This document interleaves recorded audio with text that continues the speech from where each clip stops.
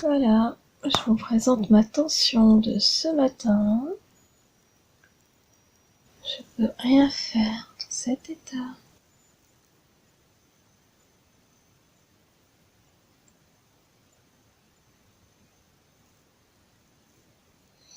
Pas étonnant que dès que j'essaie de me lever, je fasse des malaises et je retombe sur le lit. Merci la fibromyalgie. Je comprends pas les autres fibros, ils disent qu'ils ont trop de tension, moi c'est le contraire.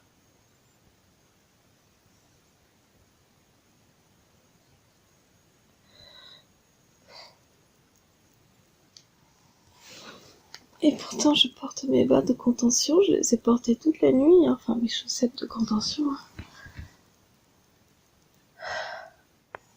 Déjà hier j'ai rien pu faire, qu'est-ce que je vais pouvoir faire aujourd'hui? J'avais prévu plein de choses, fallait que j'avance dans plusieurs tâches, quoi.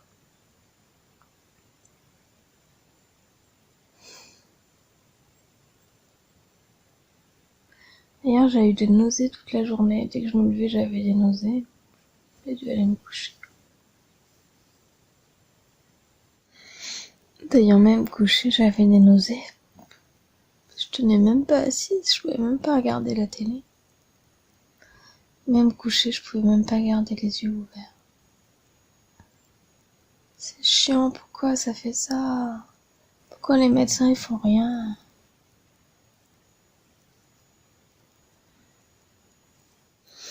Puis il y a ceux qui me disent de me forcer, de me bouger, que les autres fibromyalgiques, ils vont faire de l'aquagym et compagnie. J'aimerais bien les y voir, et quand ils se lèvent, ils tombent dans les pommes. Qu'il faut se forcer.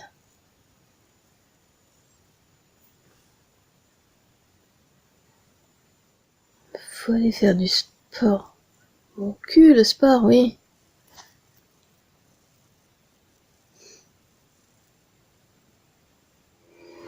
Mon petit mari m'a fait un café. J'ai la chance de l'avoir. Surtout vu le nombre de fois où il a failli mourir. Aujourd'hui, alors qu'il est beaucoup plus malade que moi, il est plus en forme que moi, alors il m'a fait un café. Mais j'ai même pas pu rester assise assez longtemps pour le boire. Je pense à tous les fibromyalgiques qui sont seuls ou qui ont des maris qui ne les comprennent pas et qui les engueulent quand elles sont dans mon état. Je compatis beaucoup avec elles. Je pense à celles qui n'ont pas assez de revenus pour vivre. Je pense à vous toutes et je voudrais qu'on fasse, enfin toutes, parce que il y a des hommes aussi, ils s'expriment moins. J'entends surtout parler de femmes que leur conjoint quitte à cause de leur fibromyalgie.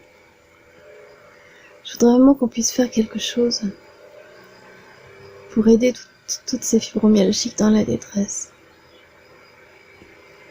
Celles qui ne l'étaient pas avant, parce que moi, quand je me suis mariée, j'étais déjà fibromyalgique et mon mari était déjà malade, donc on savait à quoi s'attendre.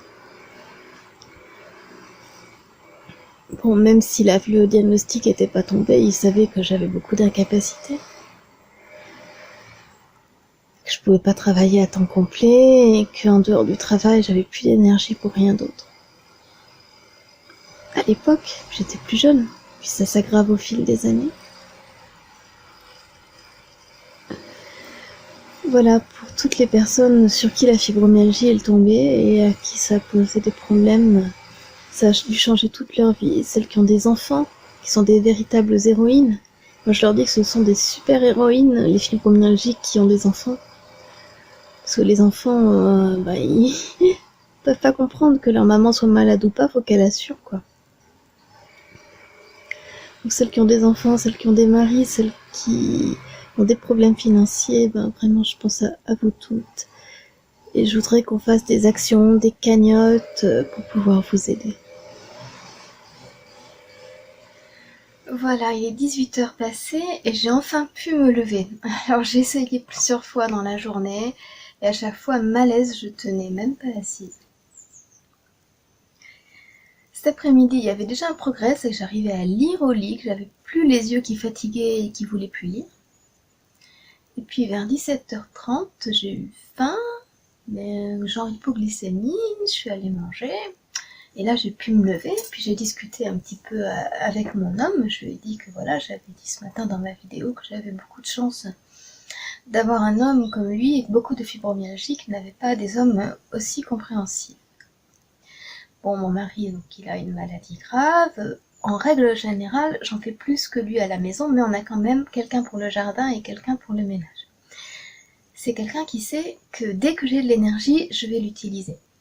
Que je n'ai qu'une envie, c'est de ranger la maison de fond en comble, c'est de travailler sur mes projets.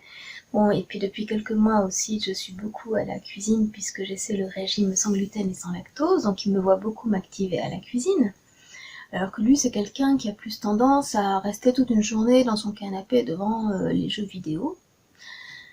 Et il sait que quand j'en ai les moyens, je suis plus active que lui. Bon, notamment aussi intellectuellement, j'ai plein de projets, soit apprendre des choses, soit créer des choses, notamment pour mes 2 autres chaînes YouTube, ou pour aider, la plupart du temps en fait c'est pour aider des gens. J'aime pas faire une chaîne YouTube pour faire une chaîne YouTube. Si je mets des choses sur mes chaînes YouTube, c'est parce que dans la vie j'ai quelqu'un que j'aide, et que je fais un document pour cette personne et qu'après j'en fais profiter d'autres en le mettant sur une de mes chaînes YouTube. Voilà. Quand je faisais de la chorale, quand j'avais encore la santé pour faire de la chorale, eh bien je postais sur une de mes chaînes YouTube des vidéos qui aidaient les choristes à apprendre leur chant. Mais c'était à chaque fois c'était pour un cas particulier, c'est pas tellement en général. Donc tout ça pour dire que quand je passe des journées allongées au fond de mon lit, mon mari il sait très bien que c'est contre ma volonté, que ça me frustre énormément parce que j'ai plutôt tendance à être hyperactive. Donc c'est vraiment contre mon gré. Si je suis obligée de passer des journées au lit, j'essaie de faire contre mauvaise fortune bon cœur. Mais je lisais cet après-midi justement sur un forum, non, sur un groupe Facebook de fibromyalgie, que c'est parce qu'on n'avait pas la positive attitude qu'on s'en sortait pas, qu'il fallait qu'on arrête de se plaindre de notre maladie, qu'il fallait voilà, qu'on décide de pas être malade et puis qu'on se mette au sport et qu'on se mette au travail et tout. Ben c'est très bien pour celles qui sont en fibromyalgie de stade 1. Mais celles qui sont en stade 2 et 3, elles peuvent pas, elles ont beau avoir la meilleure volonté du monde, elles peuvent pas. C'est comme si tu demandais à un paraplégique, lève-toi et marche. Alors bon, je pense pas avoir un mental tout raplapla. Je pense pas manquer de volonté. Et pourtant, il y a des jours où je me dis, mais qu'est-ce que je peux être nulle? Il y a des mamans, elles ont plein d'enfants, elles s'en occupent même quand elles ont 39 de fièvre. Et moi, déjà que je fous rien de ma vie, en plus, je reste au lit et je demande à mon mari de tout faire, quoi. Ça me complexe énormément, mais lui, il le sait que je peux pas faire autrement. Voilà, les gens autour, ils peuvent pas comprendre, hein, parce qu'ils vivent pas au quotidien avec nous deux. Mais mon mari, avec qui on est mariés depuis 18 ans, lui, il le sait. Et puis il a vu l'évolution, le temps où je pouvais travailler, le temps où je pouvais faire des trajets, et puis petit à petit, les choses que j'ai plus pu faire d'année en année, avec parfois des périodes où ça revient un peu, où je vais arriver à faire un petit trajet en voiture pour aller voir ma filleule certaines années. Mais d'autres années, comme cette année, je peux pas, j'ai pas pu aller la voir et pourtant c'était pas loin. Et qu'est-ce que j'ai été triste. C'est vraiment pas un problème de volonté. Bon, j'ai entendu parler de nouveaux traitements contre la migraine, qui sont pas autorisés en France parce qu'ils n'ont pas fait leur preuve d'efficacité, surtout parce qu'ils sont trop chers. Mais moi, je ne désespère pas que dans les années à venir, il y ait des trucs qui puissent m'aider à avoir une vie plus active et plus normale, parce que moi, je ne rêve que de ça.